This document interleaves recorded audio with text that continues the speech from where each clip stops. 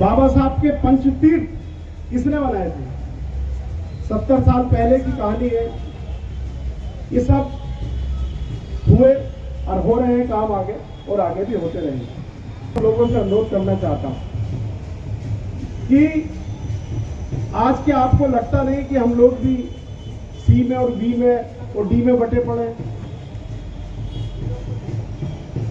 सब अपने अपने वर्ग की बात कर रहे हैं, जबकि मुझे लगता है कि हम सिर्फ और सिर्फ इस देश में वंचित वर्ग के लोग हैं कि हमें कुछ मिला नहीं, कुछ मिल नहीं पाया। लेकिन वो देने के लिए जितना संघर्ष बाबा साहब अम्बेडकर ने किया, उसकी कोई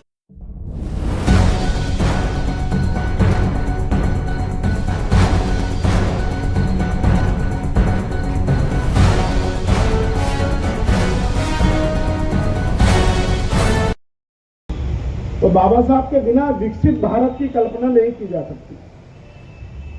अगर कोई ये कहे कि बाबा साहब के बिना विकसित भारत की कल्पना की जा सकती है तो वो गलत होगा। आज जिन मुद्दों पर काम हो रहा है, सरकार काम कर रही है, ये हिंदू कोड बिल था जिसे कांग्रेस के लोगों ने पारित नहीं होने दिया था लोकसभा में, लेकिन हमारे प्रधानमंत्री जी आए और उन्होंने उसको 33% का आरक्षण जो है रिजर्वेशन महिलाओं को देने का काम किया। बाबा साहब के पंचतीर्थ किसने बनाए थे? 70 साल पहले की कहानी है। ये सब हुए और हो रहे हैं काम आगे, और आगे भी होते रहेंगे। लोगों से अनुरोध करना चाहता हूं कि आज के आपको लगता नहीं कि हम लोग भी सी में और बी में और डी में बटे पड़े, सब अपने अपने वर्ग की बात कर रहे हैं, जबकि मुझे लगता है कि हम सिर्फ और सिर्फ इस देश में वंचित वर्ग के लोग हैं कि हमें कुछ मिला नहीं, कुछ मिल नहीं पाया। लेकिन वो देने के लिए जितना संघर्ष बाबा साहब अम्बेडकर ने किया, उसकी कोई मिसाल दुनिया में नहीं मिलती। और उनके संघर्ष के कारण आप भी यहाँ बैठे हैं, और तमाम डॉक्टर लोग भी बैठे हैं मंच पर, तमाम पॉलिटिशियन लोग भी बैठे हैं, तमाम प्रधान भी बैठे हैं, पार्षद भी बैठे हैं। ये सिर्फ और सिर्फ बाबा साहब की देन है, और उनका सपना हम अब कैसे पूरा करें आगे, हमारे लिए एक बहुत बड़ी चुनौती है। उस चुनौती को वाल्मीकि समाज के बच्चे भी पूरी कर रहे हैं, अपने जाटव समाज के बच्चे भी चुनौती को पूरी कर रहे हैं। आज जब समय आता है, पढ़ने को मिलता है, तो बड़ी मन में खुशी ये होती है कि ये समाज, ये दलित समाज धीरे धीरे आगे बढ़ने का काम कर रहा है। कहीं दिखावट की कोई बात नहीं है। वाल्मीकि समाज ना तो आज राजनीति में पीछे है, न सामाजिक रूप में पीछे है, न व्यापार में पीछे है, और न संघर्ष में पीछे है। आप जिस पार्क में बैठे हैं, ये वाल्मीकि समाज के संघर्ष के कारण ही मिला। सन 1971 में एक इसी तरह का पार्क आदरणीय बीपी मौर्य साहब, आज उनका जन्मदिन है। वीर सिंह जाटव जी बैठे हैं, मेरे ख्याल से आज बीपी मौर्य जी का जन्मदिन है ना, आज उनका जन्मदिन है। वो पार्क भी बीपी मौर्य साहब की देन थी, और ये हमारे सफाई मजदूरों की देन है जिस पार्क में आप बैठे हैं। ऐसा नहीं, अब सवाल आता कई लोग कि हम सदन में चुन के जाएं, विधान परिषद में जाएं, विधानसभा में जाएं, लोकसभा में जाएं, हम जाके क्या करें अगर हमारा कोई आदमी बोले ही ना वहां तो, हमारे मुद्दों पे कोई बात ना करे तो हम जाके क्या करें वहां, है ना? तो सदन में भी भाई वीर सिंह जी बैठे मेरे साथ पार्षद रहे हैं, सदन में भी ऐसे लोग चुनकर जाने चाहिए जो समाज की आवाज उठा सकते हो, समाज के विकास की आवाज उठा सकते हो, समाज के मुद्दों को उठा सकते हो, और समाज की पीड़ा को उठा सकते हो। अब कुछ लोग पढ़े लिख गए भाई, पढ़ने लिखने के बाद लोगों ने जो देखा आसपास का वातावरण, मोहल्लों का, गलियों का, वो बेचारे छोड़ के चले गए, क्योंकि उनको झेल नहीं पा रहे थे कुछ लोग हमारे समाज के। परिवर्तन करने की जरूरत है। अच्छा आदमी कहीं भी पैदा हो सकता है। कोई बीच में आपके अगर पढ़ा लिखा युवा कार्यकर्ता आ गया है, आगे बढ़ गया है, डॉक्टर बन गया, इंजीनियर बन गया है, तो हमें उसका सम्मान करना चाहिए, उससे कुछ प्रेरणा लेना चाहिए कि वो बहुत संघर्ष करके यहाँ तक पहुंचा है। बाबा साहब जिन संघर्षों में बड़े हुए, वो अभाव का संघर्ष था, और मुझे लगता है कि अभाव में ही कोई बाबा साहब पैदा होता है, प्रभाव में कोई बाबा साहब पैदा नहीं होता।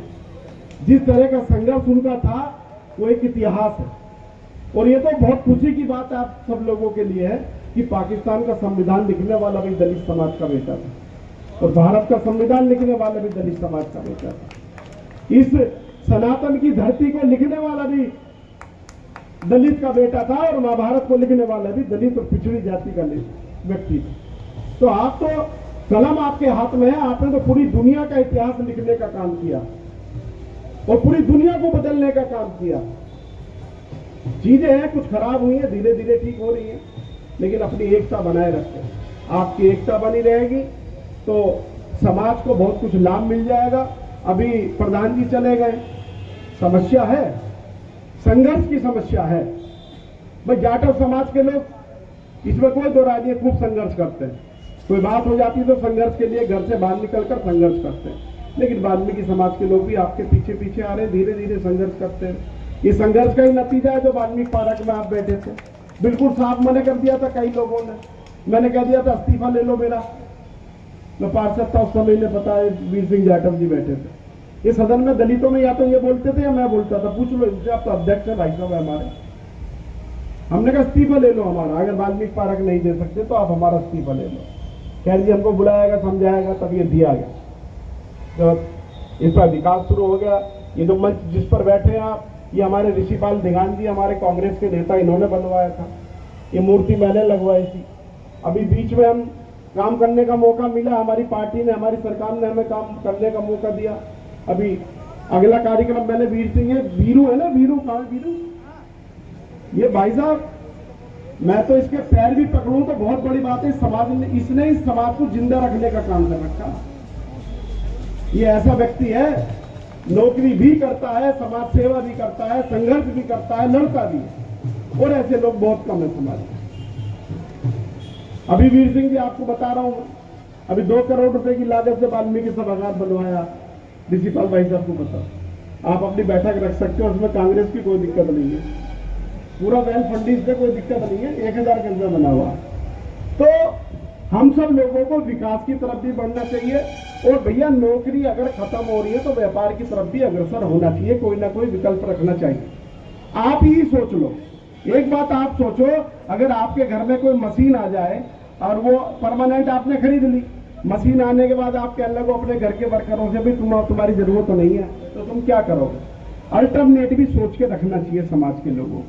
बहुत बढ़िया कार्यक्रम हुआ, काफी भीड़ बैठी है, खाने की व्यवस्था जी भी वीरू जी ने की है। मैं तो आप सब लोगों से आग्रह करूंगा कि वाल्मीकि समाज के लोगों को कमजोर आंकने का काम कोई भी ना करे।